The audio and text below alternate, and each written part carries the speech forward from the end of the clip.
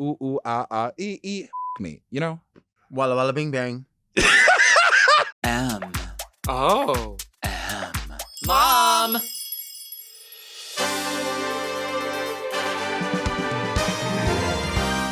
Are you a lady like me? Introspective, beautiful. Oh, are you intellectual like me? Beguiled by a bargain? You like wild times? Oh, like me? Are you serving the community like me? Well, if you are, then you must be very Delta.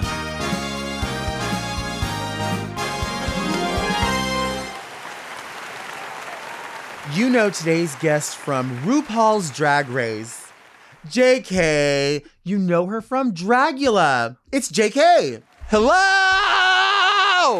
I was like, Drag Race? Did I do something I forgot about again? Did you do something you regret? Oh, no, I promise I would regret that. That's too many people, too many eyes.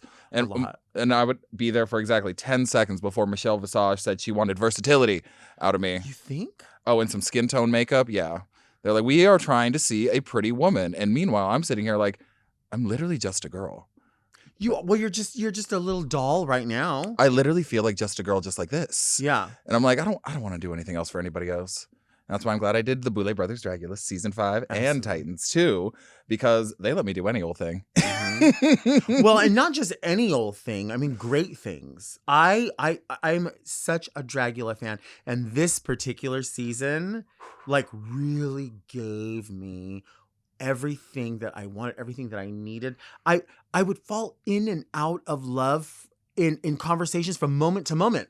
Because I would see somebody's side, then I would hear somebody else, and I would go, no, I see what you're saying. No, I see what you're saying. And that's kind of the name of the game, because we are also multifaceted, right? Yeah, well, nothing is black and white. And I appreciate the way it was portrayed, because a lot of us, I would say all of us, looked just cuckoo bananas bat crazy multiple times. But then there'd be other times when they would make a little sense. Like, it let us be a little three-dimensional. I would say even Dahlia Black, I was like, I get where she's coming from. Did she go about it wrong? Sure. But she was always nice and kind to me. And I was like, you made some points. Mm-hmm. Even if you're a little psycho for going behind. No, it was like everything from top to bottom, like going behind the backs of the producers, the behind the scenes shots. I was like, I'm not watching a reality show. I was like, I'm watching a documentary. Mm-hmm. And that was all new to me, because I was just sitting there like, la la la, distressing an outfit. And then I didn't know all this was happening back there. Sure. It was like watching a brand new show. I had fun. I mean, it's fun for us. Thank God you did have fun, because we're laughing at other people's expense.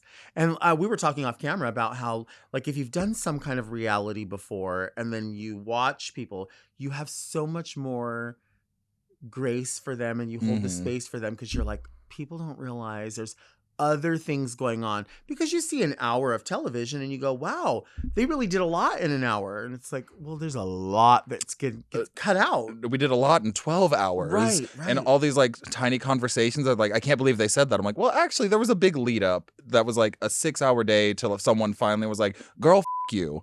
Mm-hmm. So like, no one just shows up on set being like, I'm going to piss everyone off. No, we get to that point. What gets you to that point? Oh, this is going to sound crazy to say, because as drag artists, we all have an ego. We all have like that little something that was like, you can't tell me shit. And I mean, look at me.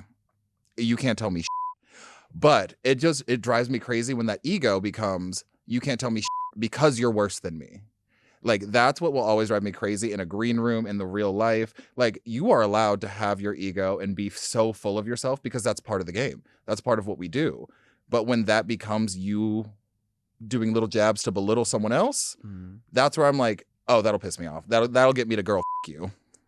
Because I'm like, you don't have to tear someone else down to know that you're the girl, f*** you. Not you. The colloquial you. Oh, not me? We can get to girl, f*** you too. Oh, girl, fuck. I was thinking like a girl fight, girl. I wasn't thinking like I wasn't thinking about the like a comma, or I wasn't thinking of any punctuation in just there. Girl, like, girl, I'm gonna you. Oh, I'm not a top. That's very sweet though. Oh, I didn't think you were. Thank you. No, you know what's funny is because I was so glued to this season, and I feel like everybody was. I feel like I got to see of everyone that was on the show, whether they were exterminated or anything like that. I feel like I still got to see and hear a lot about each of them. So I could hear their voice, and I would go, "Oh, I know whose voice that is," even if I turned away from the camera.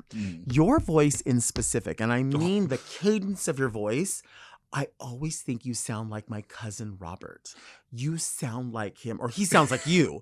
Do you like your cousin Robert? Yeah. Oh my thank God. Oh my gosh. Adore. But he's totally, I mean, obviously personality wise, entirely different. He's very straight laced but it's just when I hear it, I'm like, especially when you're like, when I'm seeing you not fully done up, when you're not ready for a challenge or the runway or something, there's something about the way that you move your face and the way that you talk. I'm like, I'm so tuned in because I'm like, I feel like I knew you. And I knew you in your season. And then when I saw you here, I was like, it clicked. I was like, is this my cousin? It feels like that. So then part of me is like, what if my cousin did drag?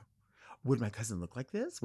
So anyway, it's just a thing. Like, Well, no, that is probably the nicest thing I've ever heard about my voice, because I was raised by a woman who is very monotone, like very, very straight to the point, not a lot of inflection. And I pulled that through. Like, I don't put a character voice on. I just kind of, Right. am. I talk. Right. But because she was so monotone, my mom would like meet my friends and be like, "Oh my God, Hannah, you're such a bitch."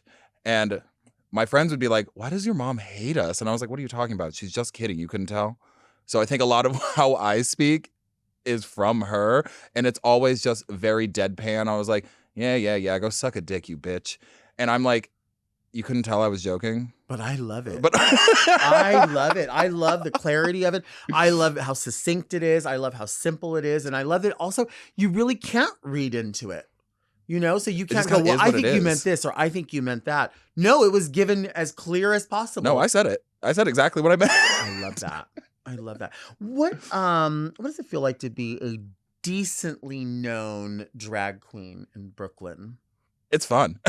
But like, it's weird because I've been in Brooklyn for 8 years now. I think coming up on 9 this next year. So I've been around and I've done the full gambit of very, very queer nightlife jobs, like go-go dancing, photography, eventually fell into drag, like literally my face smashed into a pallet. And I was like, well, I guess I'll try this now. Wow. So I've known so many people in Brooklyn for so many years that like, no matter how decently famous I am, I will never be different to them. I will always just be the little 21-year-old who showed up fresh out of college and was just excited to see their first drag queen. Mm-hmm. My first drag queen ever was Mary Cherry. Okay. And I will never forget. There is a photo that I can dig on Tumblr and find. But it is me at a dive bar, Mary Cherry towering over me, no wig, barely a stitch of makeup on, performing. And it's just her, for some reason, choking me against a wall. And it's just my little face, 21 years old, just moved to Brooklyn, just a light behind my eyes. Uh-huh. And I was like, if I ever had to pinpoint the moment I knew I fell in love with drag, it's probably when that big drag queen just choked me against a wall. Wow. And I was like, the fact that it's documented makes me so happy. When you said that you could probably pull up that picture on Reddit. Mm-hmm. Do you go on Reddit often? I used to. I used to be the worst because every single person that has done any reality television show or any celebrity at any level will always tell you, do not read the comments. Mm-hmm. I'm nosy. I'm nosy as hell. There was a time when I would read everything. Like my morning routine, and this was so toxic, was, okay, Instagram, what are people saying? Twitter, what are people saying? Reddit, what are people saying? YouTube comments, TikTok. Hell, I even got on Blue Sky and I was like, what are people saying? Just to see what the word on the street was about little old me. And like, I'm lucky that it would be like 90% positive and love and like good things. And then, but I would see 10% that was just evil, nasty, hateful. And obviously that 10%, the broke kid in high school that went to a shitty school and had to learn how to fight in me wants to tell them about their lives.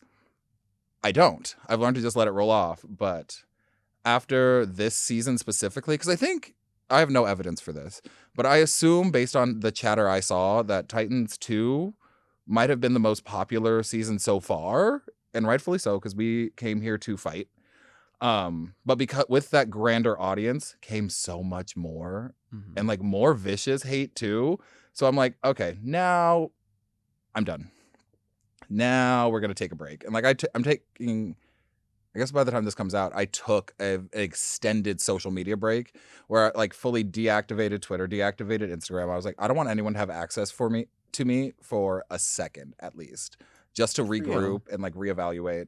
And I still have my private accounts. That way I can connect with my friends and still be there. But yeah, no, I'm done with comments. I'm like, I love, not dealing with hate, because that really it gets to you. That one comment out of 100.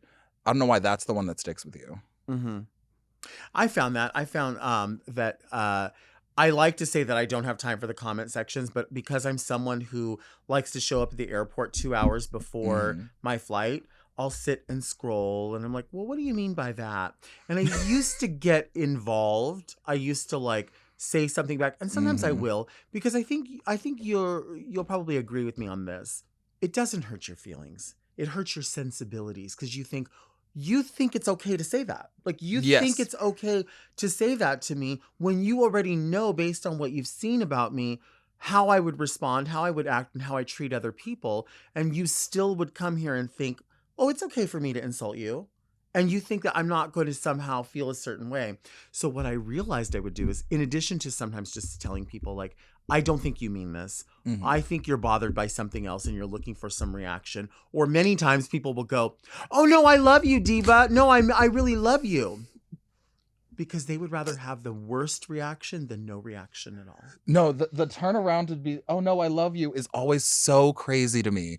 Because I'm like, then why don't you just say that? Why do you have to be mean? Like, wounded, I guess. I don't know.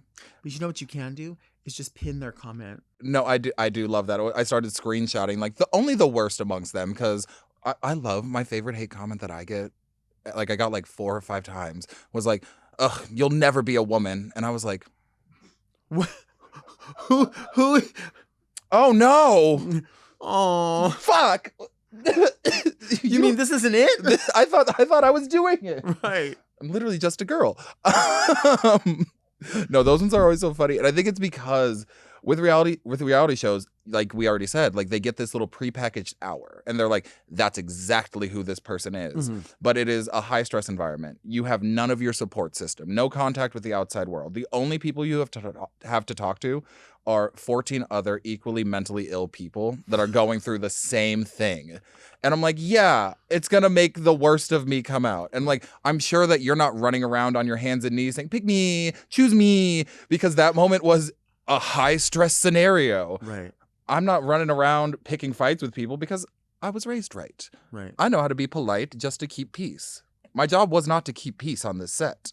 Right. So anything I could do to make sure there was no peace, yeah, I did it. It was fun, and I love reality television. Well, if you could do your own reality show, so it would be like JK does this, so JK cooks, or JK travels the world. I've had this theory where I want to do a show just called JK 101. Okay. Because like what I've been dragged for and like kind of known for is like, I'm not great at crafting. I don't style wigs. I have a working knowledge of a sewing machine, but I can't sew. But I want it to be called JK 101, and I want to just find experts in random fields and just learn random skills. Like I want to do JK does his taxes and like really learn like how does all this work? JK cooks a 5-star meal. JK learns how to do a backflip.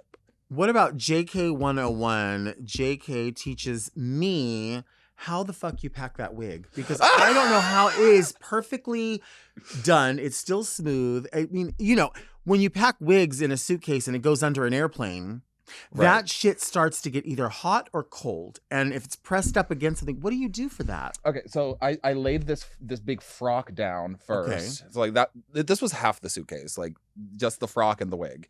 And the wig just kind of like nestled deep in it and then filled these like, where are they? These little gaps with like t-shirts and very soft materials. Okay. And the most important part is just pray to your gods and then close it. Let's take a break.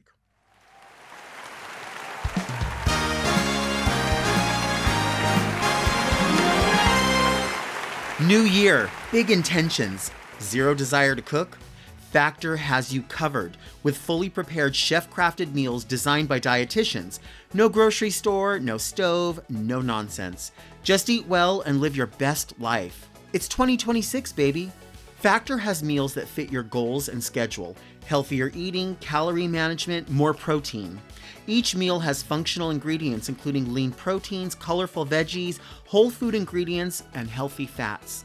A meal I've been living for recently is the cilantro chicken with rice and beans and spicy corn esquites. Clocking in at just 600 calories, this tasty chicken is seasoned to a T and grilled to juicy perfection. To put it bluntly, the chicken is very Delta. Factor has 100 rotating weekly meals with options that include high protein, calorie smart, Mediterranean diet, GLP-1 support, and ready-to-eat salads. Plus, the new Muscle Pro collection supports strength and recovery. Factor is always fresh, never frozen, and ready in about 2 minutes. I love Factor, and I know you will too. Head to factormeals.com/verydelta50 off and use code verydelta50 off to get 50% off your first Factor box plus free breakfast for 1 year. Offer only valid for new Factor customers with code and qualifying auto-renewing subscription purchase. Make healthier eating easy with Factor. Rocket Money is a personal finance app that helps you find and cancel your unwanted subscriptions, monitors your spending, and helps you lower your bills so you can grow your savings. Before using Rocket Money, I was spending so much time each month managing my finances. Now that Rocket Money does it all for me, I have more time to go off. Rocket Money has made it so easy for me to track all of my subscriptions, and you know I love a subscription. The app lets you see everything in one place and cancel subscriptions with just a few taps, saving time and avoiding unnecessary charges. In fact, Rocket Money recently flagged a few subscriptions I even forgot I had, and I canceled them, which means it's literally saving me money. Rocket Money also makes it super easy to set budgets and goals, plus get personalized insights into your spending. Want to know how much you're actually spending on food each month? Or how much all those TV app subscriptions are adding up to? Rocket Money breaks it all down for you. No guessing required. Let Rocket Money help you reach your financial goals faster. Join at rocketmoney.com/verydelta. That's rocketmoney.com/verydelta. rocketmoney.com/verydelta.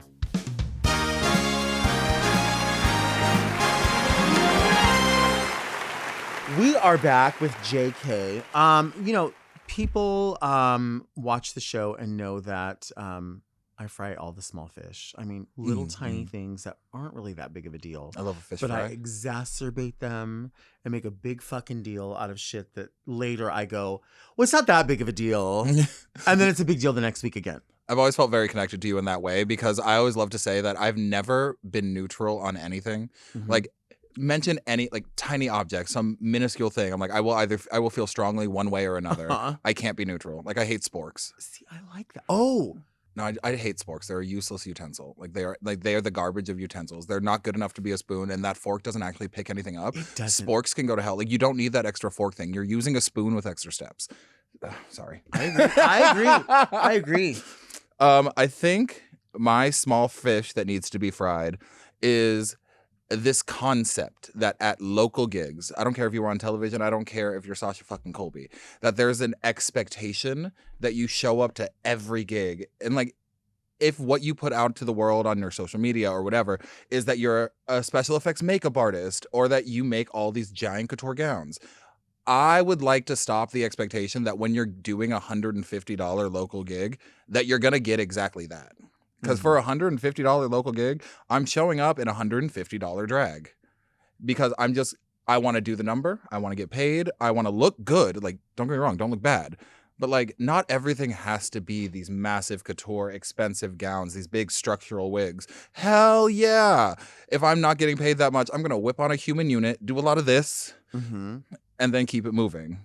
Like, what I feel song do you do this to? A lot of Slater. Beat Up Chanel's changed my life. Okay. Because it just makes me feel like a bitch. Like, as much as we were talking about I'll never be a woman, and I won't. That song just makes me feel like a girl. Just money, drugs, chains on my chest. Just nasty. Like, makes me feel like I'm deep in the club. Deep in the club. Deep. Like, my friends won't see me for 3 business days. I'm all the way in the back, on my knees, 3 drinks in, at peace. I like that. Deep in the club. Is God less than cum? God is absolutely less than cum. Oh, is this when I do the big reveal? Uh-huh. Oh, no. Wrong leg. Wrong leg. God is less than cum. Tell me about that. I lived in, for lack of a better word, this cross-dresser cracked in Bushwick for a brief time with 2 friends that I love and adore. And one day one of them was like, I just got a stick and poke kit. Who wants a tattoo? 6 a.m. on a Friday night. And my dumbass was like, yeah! And I just remember outside of our apartment on a dumpster, there was this graffiti that said, God is less than cum. And I was like, why not? That sounds fun. And he was like, just draw it in Sharpie and I'll start going to town. I just sat there, scribbled it on my thigh. Wild. And then he just started poking away at it. And now I have the tattoo in a very visible place. My mother is the sweetest woman on this earth, has supported me through everything I have put her through. This was the one tattoo. She was like, why would you do that to yourself? Because it's not even somewhere I can hide it. I'm like, I wear shorts and it's just right there. Right. Many a Christian woman on a flight has looked over at me and just... Do you hide it?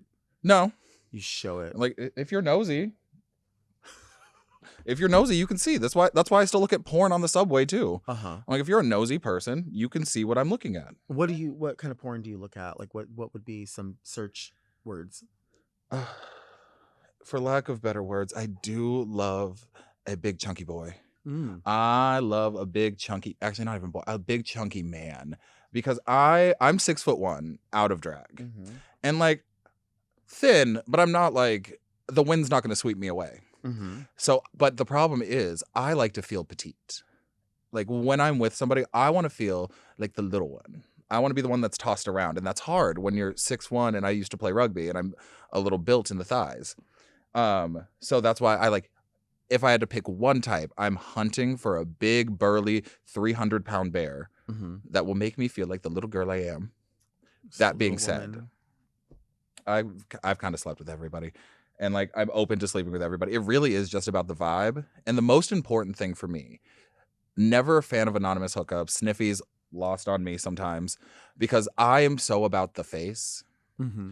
Like, I've seen plenty of sizes of penises, plenty of sizes of asses that have been perfectly delightful.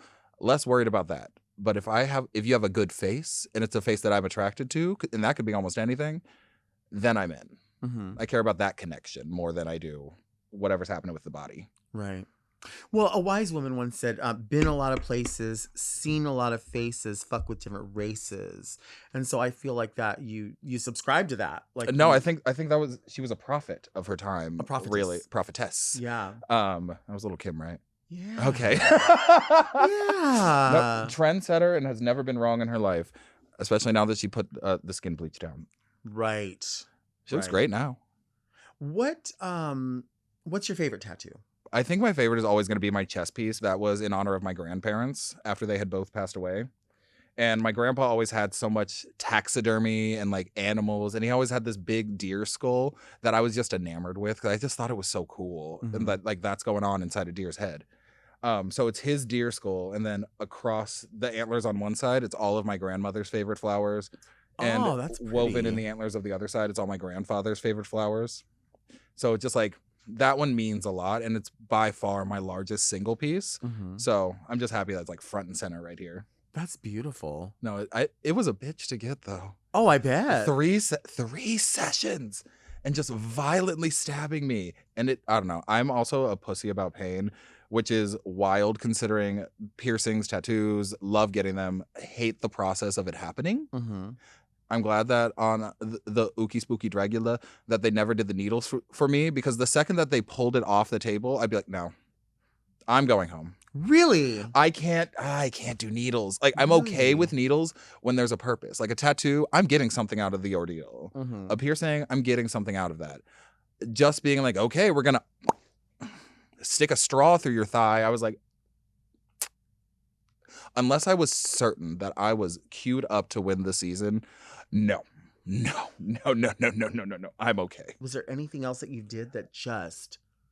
It really is just the needles. Like, I don't like physical pain. I am lucky enough. I have a stomach of steel. Like there's a viral video that goes around every now and then still. When I was filming my season 5 audition tape of me dressed as a rat and eating spaghetti off the subway because they make you do a public stunt that makes people uncomfortable. Okay. And I was like, I want to do something that's very Brooklyn, subway, rat, Mhm. and I want to do something that is disgusting conceptually, but visually it's not that bad, but just knowing it's the subway, Sure. it's the floor. And there are still videos that go around of me dressed as the rat eating that spaghetti off the floor. So iron stomach, I can and will eat anything. And after I ate that spaghetti, I went to the club. Like that was literally a train on the way to the bar to go out with my friends. Mhm. And we were like, okay, let's just film this now. Did it, went out, was just fine.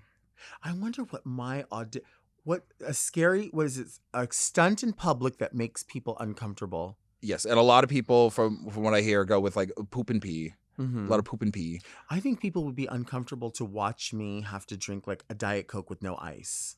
Because then I would just like start losing my mind. I think, people, of course, relate visual presentation to Dragula. So like when you watch something like RuPaul's Drag Race, there's like a million different kinds of people doing whatever it is that they do, but there is like a baseline of like, okay, we see what's going on here. There's going to be big wigs, there's going to be this or that.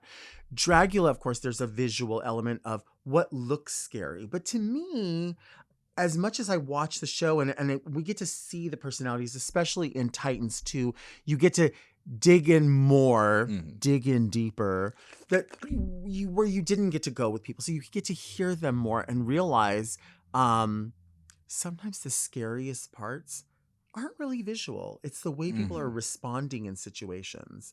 And so I always think I think a lot of people would be scared to go like, is Delta really just this most twisted Karen we've ever met in our fucking life? And is she like Serial Mom? Like, what's wrong with her? Because Serial Mom is crazy scary to me. That is a monster. That is a monster. And you're like, her pearls are perfectly placed because the scariest things are sometimes the things that we know. The scariest thing is like, I think it's always the best thing about horror in any way is always the unexpected. So like seeing this like dainty, beautiful, demure woman with kids and finding out that she's a psychopath, Right. That's scary.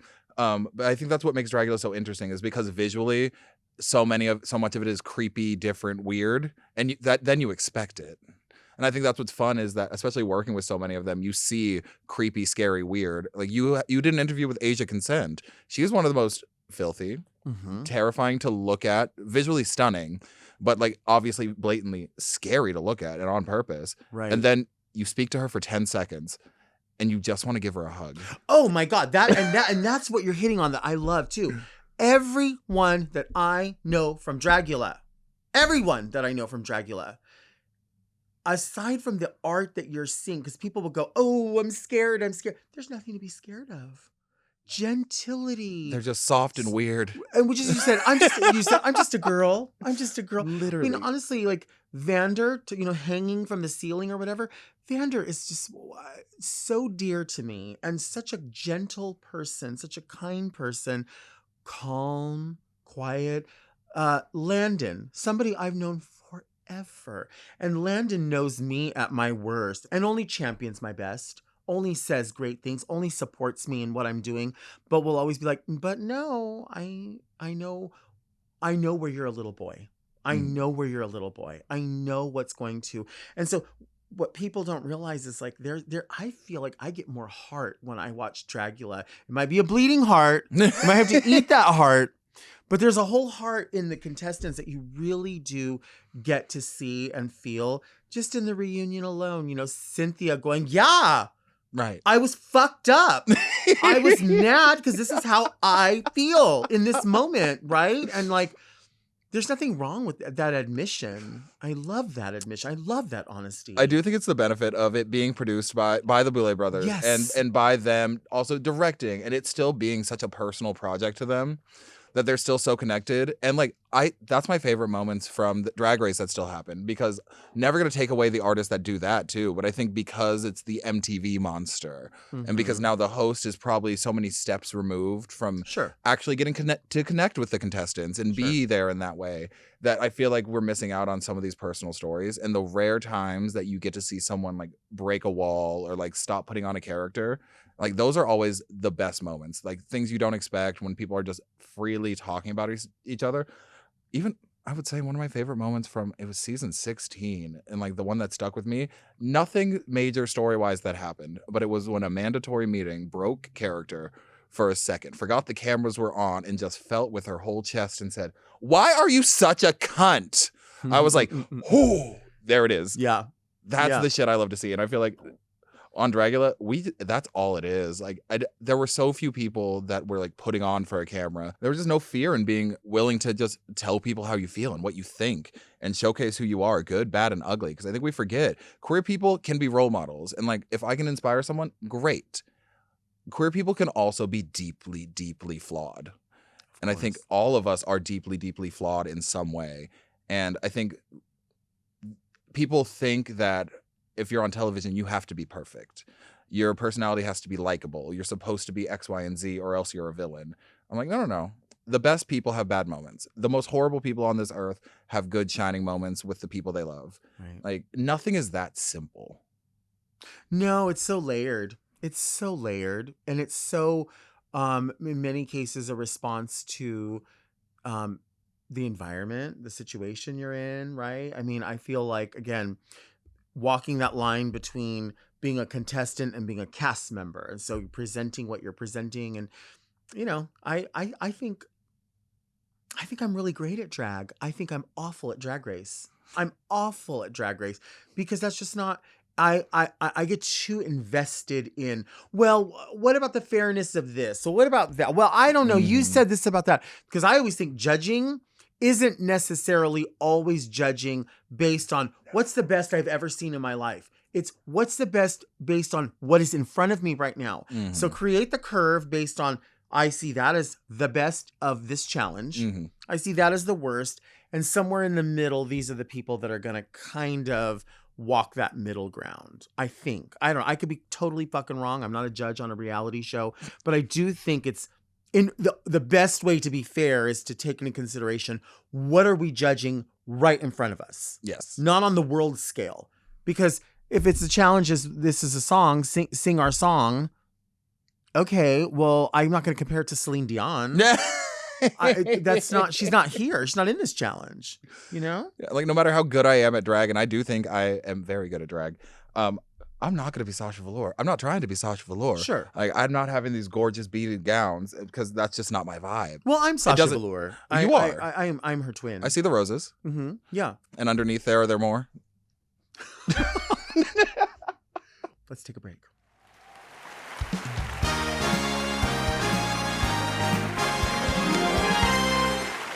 We are back with JK. Now, this is the part of the show we call Read Me Delta. People send in their letters with questions. Sometimes they need advice. And I get a knife. And you have a knife. Absolutely.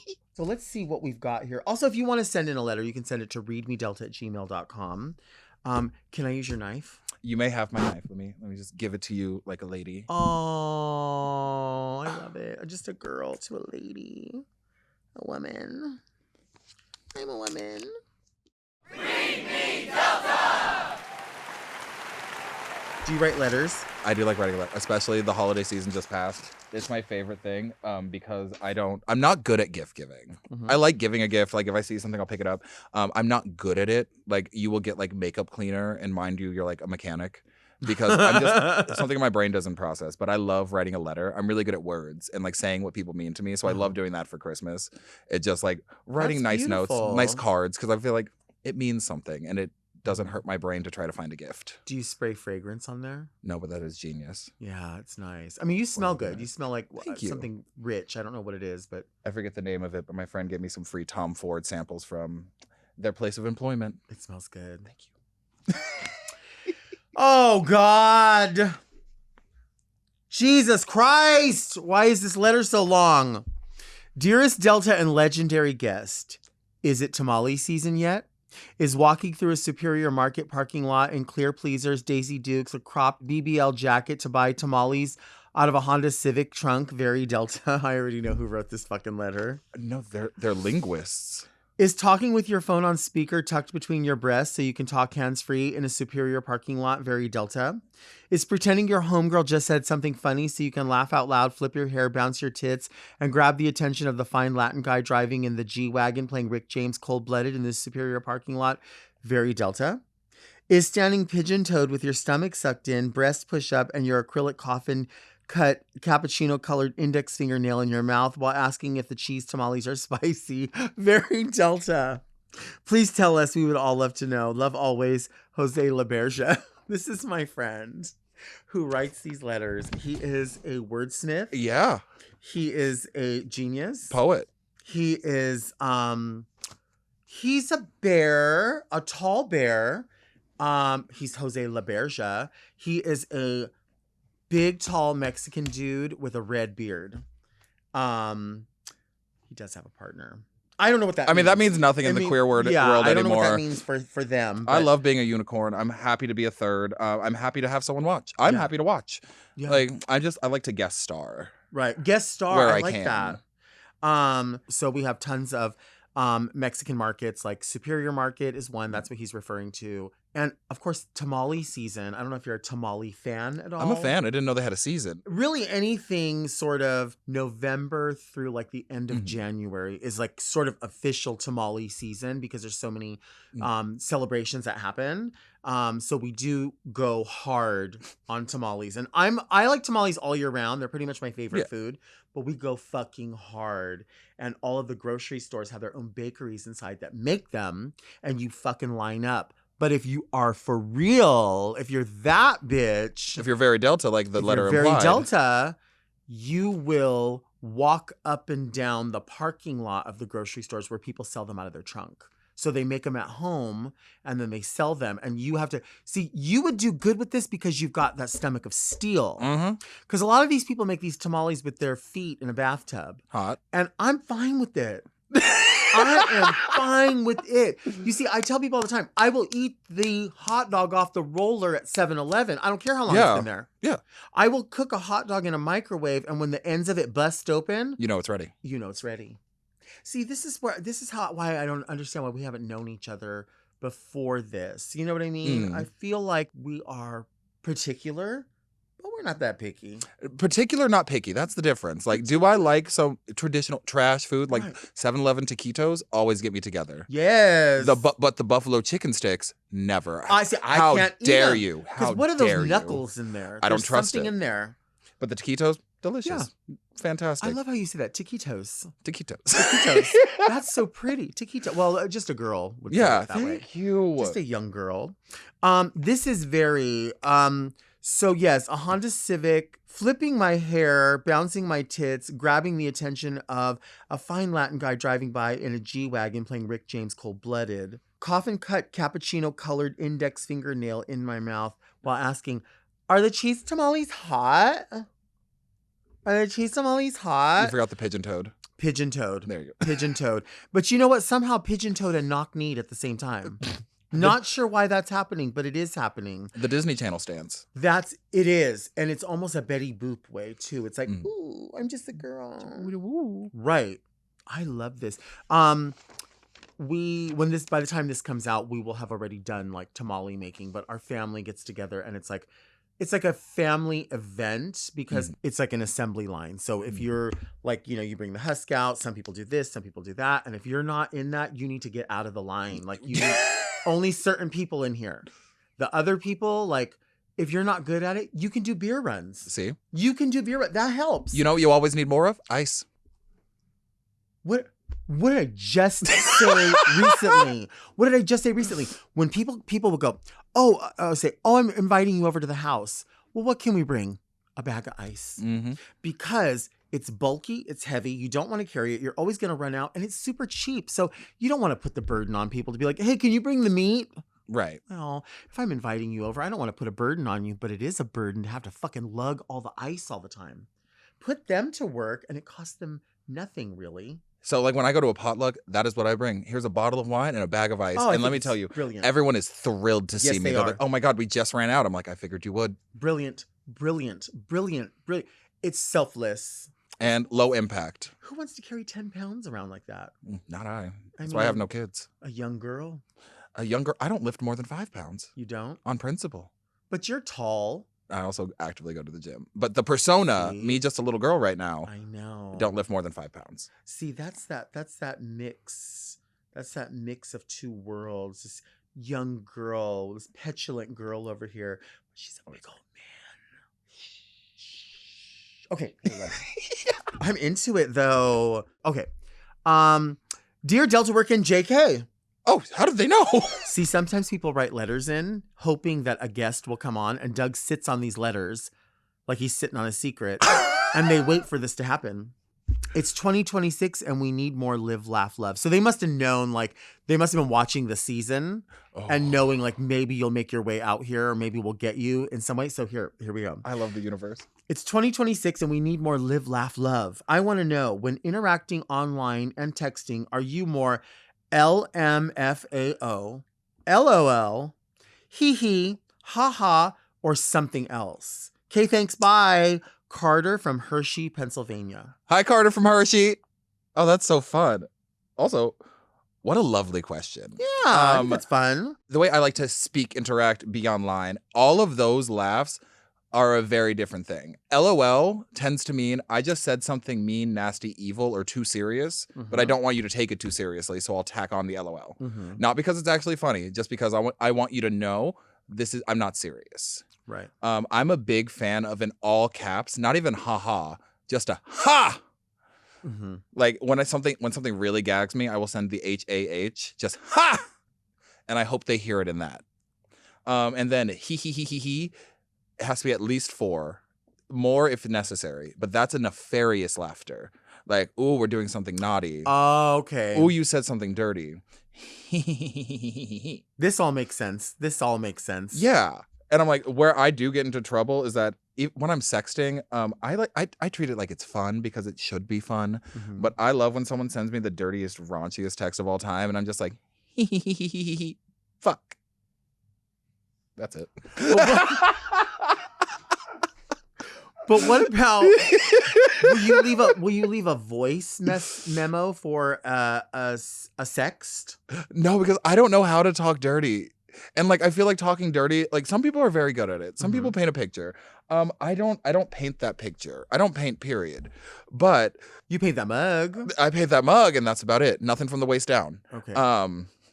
But like I can't describe it in a way that's like beautiful or attractive. And I feel like saying the words, "Oh yeah, fuck me," can only be so engaging and so arousing so many times. Right. So I'm like, I think you get the gist. Like, "Oh yeah, fuck me." Got it. And like I don't like that's that poker face you have. That's that stoic sort of, which is not a bad thing. My inability to emote, which is fine. At least you admit that. Yeah. But I mean, you wouldn't say like, "Oh, put it in my fucking pussy, baby." I don't. Put it in my pussy. I don't like calling my little pinprick butthole a pussy. Some people do. No, and they do. That's fine. Right. I don't. Do you say like pinhole? My pinhole butt is like. What do you say? Like. Like put it in my crapper. Put it in my big old dumpy. No. Right. Put hole. I think hole is just nice, descriptive, exactly what it is. I don't like, especially when I'm actually trying to be sexual, euphemisms for butt are never attractive to me. So I just like to be straightforward. Like, oh, put it in my balloon knot. I'm like, get out of here. Right. Get it out of here. Like right. fudge packer. Stop painting that image in my brain. What could you say? I mean, you could say like, put it in my ass. Yeah, like you could say like, oh, enter my rectum. Enter my rectum. Enter me. It's too textbook. I don't know. I think it should all be based on feelings. Same with, to write it back to Carter, same with the way you laugh over text and online. It should be based on the vibes. Like, not a consistent thing. So like the way that you sext or interact, it should just be natural. Like a moan here and oh fuck here. I'm like, yeah, come in me here. Just when it feels right. Don't make it too performative. Don't try to think about it too much. Just ooh, ooh, ah, ah, fuck me, you know? Walla walla bing bang. Like that? Yeah, no, that's perfect. Well, I mean, because you do have so I'm trying to imagine you sexting or leaving those messages because, again, you do have sort of a very steady sort of, since you don't say pussy, so you would be like, I just want you to know that I'd like to swallow your kids. Like, would you say that? Would you say it that clearly? Like, hi, yes, just sending you a message letting you know that I wanted to swallow your kids. I wish I could say no. Mm-hmm. I wish that wasn't like absolutely accurate. Mm-hmm. Hey, it's me, JK. Just wanted to let you know that I'm boned and I'm ready to get plugged in my nether regions. Oh, I could show you verbatim sex that have happened within the last week that are just like, by the way, I want you to stick it in my ass whenever you're ready. See, at least you know what side your bread is buttered on. You know how to make it clear. I'm not Roxy Andrews, but I will make it clear. Do you always make sure your water runs clear? Yes. Like I said, I'll paint my mug, but nothing below the waist. You don't paint them brown stains? I mean, shit happens sometimes. It happens to all of us. Like, let's not be be stupid. adults. Be adults. But I try my best. Okay, wait. Thank you, Carter. LMFAOLOL. Hee hee ha ha walla walla bing bang. I wish I could say, I always kind of just do like, I feel bad because sometimes if somebody sends me a meme or something that I've already seen, but I still feel responsible to respond back because I know I send endless memes that I've probably sent people over and over. Especially, there's some that I'll look at over and over, and every time I see it, I'm like, I have to resend it to everybody. I have to resend it. And I know when people do that to me, I'm like, dead. Dead. But then I think they're like, girl, did you really die? Like, is it really that funny? Or are you just saying that? Oh, you're better than me. I have to be in a real mood. I have to be on that phone with not much else to do. If you send me a TikTok, a reel, a funny video, I usually don't look at them. See? Like, I will leave them on red, not even a dead, not even an LOL, and just like, it's like a backlog. Like, so when I'm really bored, I know where I can go and which friends are sending them. I can catch up when I'm really in the mood. But when you're really in the mood. My love language isn't sending memes or videos. We'll never be in love. Okay. I mean, I'll respond within a calendar month. Oh, that's fine. I meet people where they are. It's fine. Thank you for being here. This is so fun. Thank you so much. This was a blast. Again, really quick, I already shouted out Dovima, but the outfit was also by a stunning artist in Brooklyn named Mystery. They do incredible work, great with ruffles, structure, created this whole collage on the front of this sweet little angel. Beautiful. But no, I had a blast. And now you are with new eyes back on social media, with new eyes and same boundaries. And we can smell the bullshit from a mile away when y'all people come in here with these funny engagements. So we're glad that you're back. And hopefully people are gentle as they come through because, girl, we're not offended. We're just offended by your fucking nerve. I'm not offended. I'm just pissed. Like, who raised you? Yeah. Anyway. Thank you, JK. Today on Very Delta, we learned that a spork is neither a fork nor a spoon, and it can go straight to hell. We'll see you next week, and until then, keep things very Delta.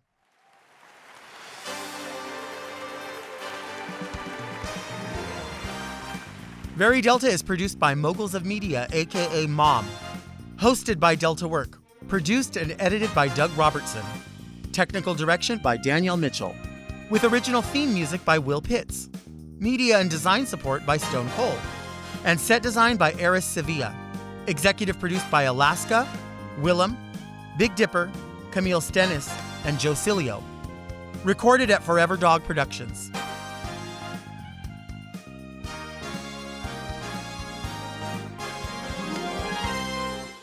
Tip and pray. That's why we pray. Pray. That's why we pray. Pray. Mom. Watch Very Delta uncensored, ad-free, and a day early by subscribing to Mom Plus Gold. Sign up today at mompodcast.plus for premium content, including weekly episodes of more Very Delta.